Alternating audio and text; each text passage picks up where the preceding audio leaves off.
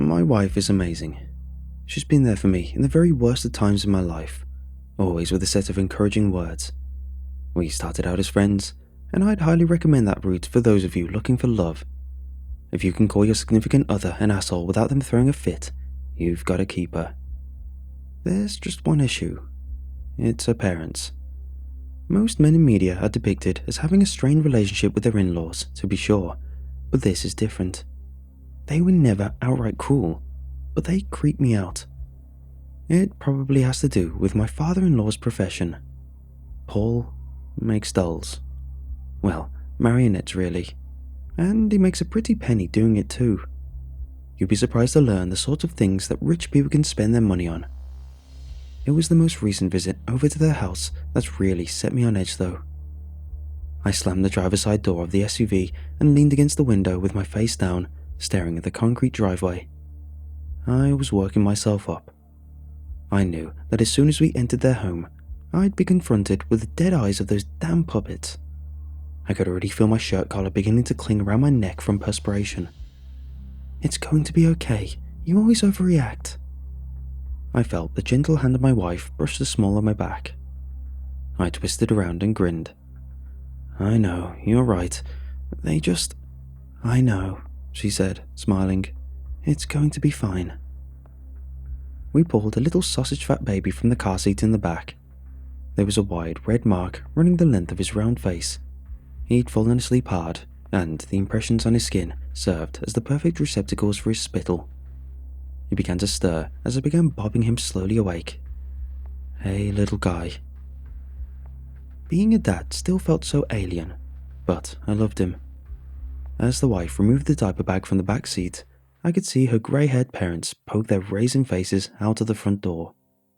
They waved us over, and I began taking hesitant steps up to the old ranch-style house.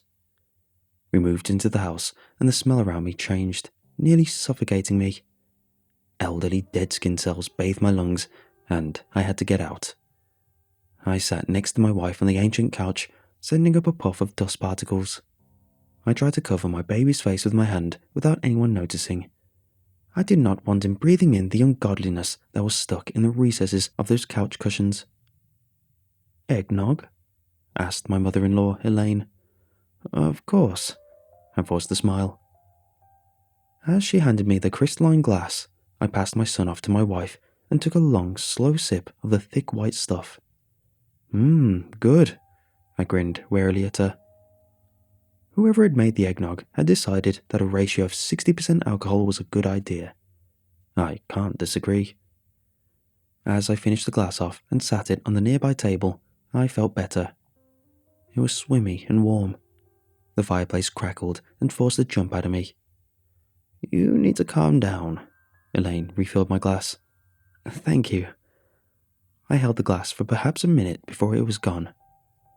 Paul strained his popping knees from the armchair and moved to the hallway, looking over his shoulder. He spoke to me. You want to help me out?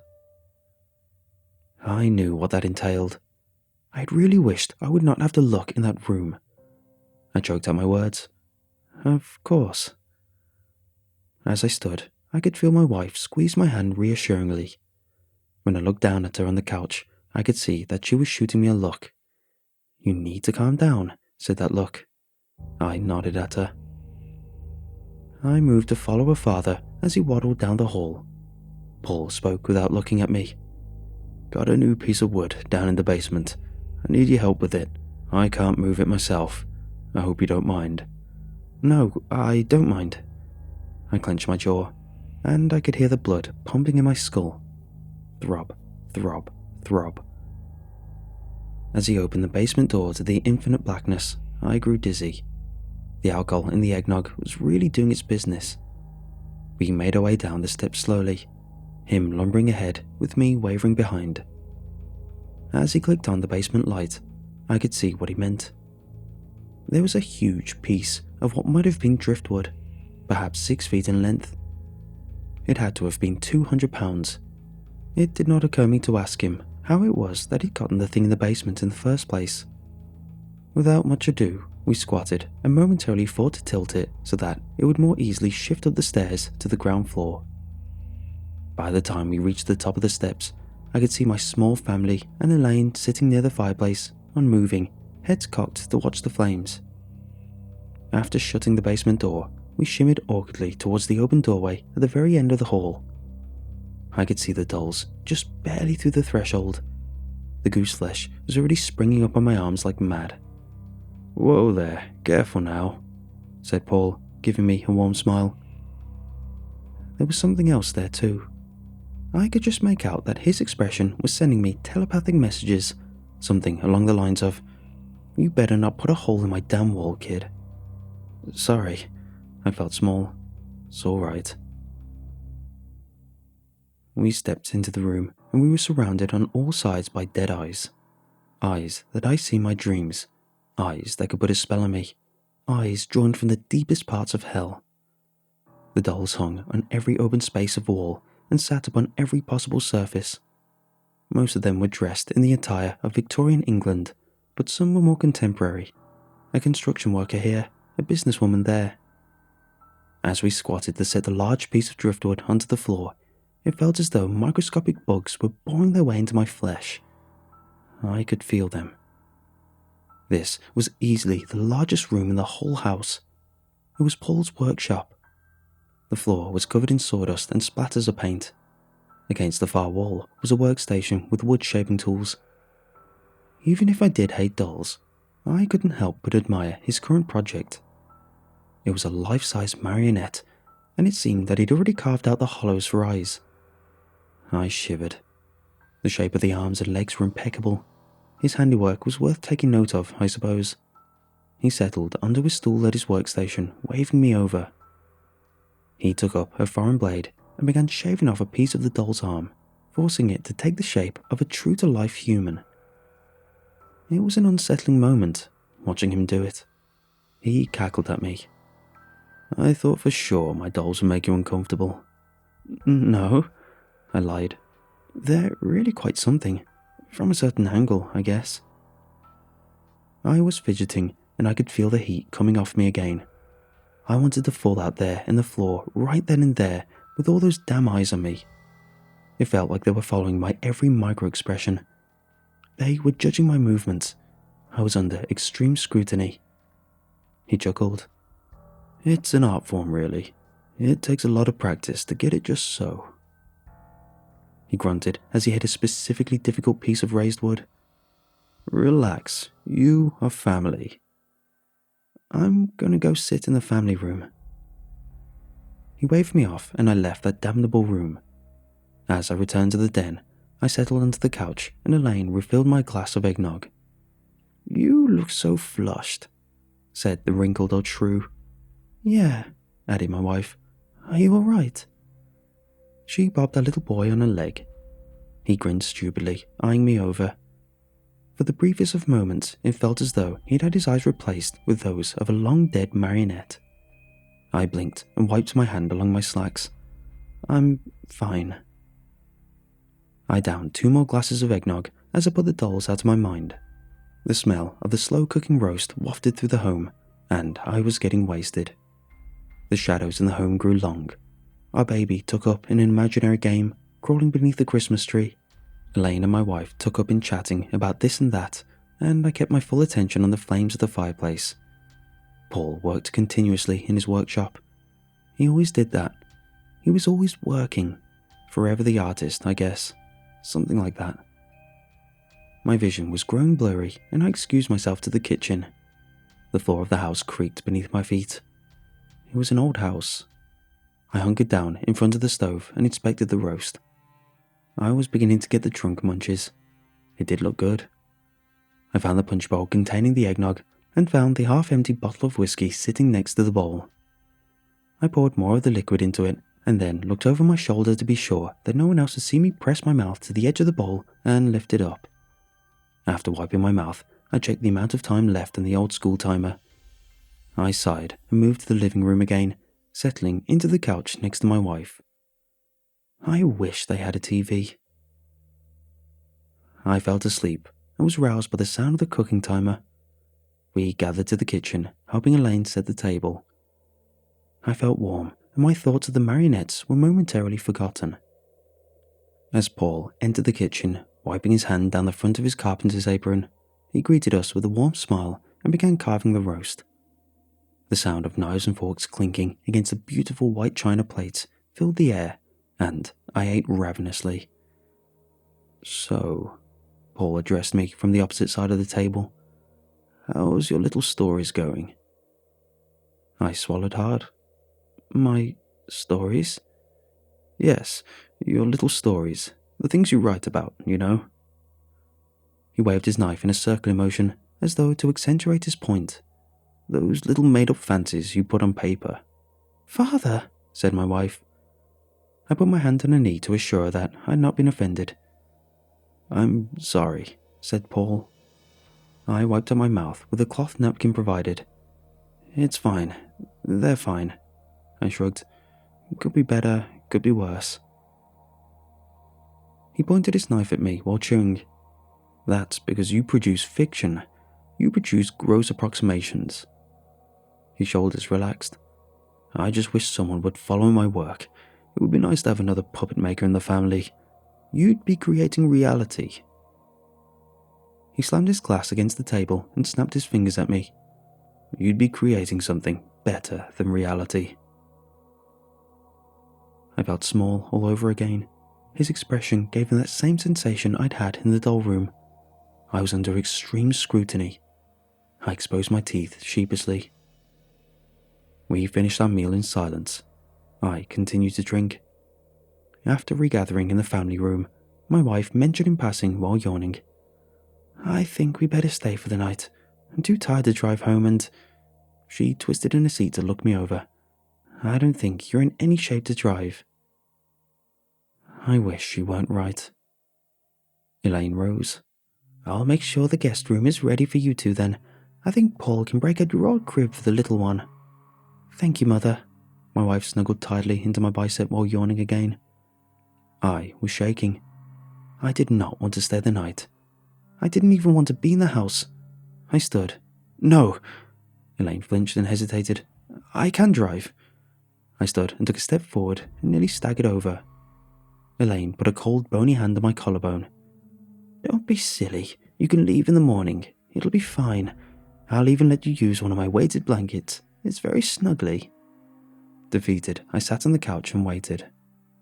Time passed and we dressed down in the guest room. My wife reached out to grab my elbow after I settled our son into the old crib. He tidily stretched and was quickly asleep. My wife whispered in my ear, "Can you please stop acting so weird around my parents? I'm sorry, okay? I don't know why they make me so nervous. I can't put my finger on it. Most men get nervous around their in-laws, right?" She kissed my neck from behind as I looked down at our unmoving son in the crib. "I guess."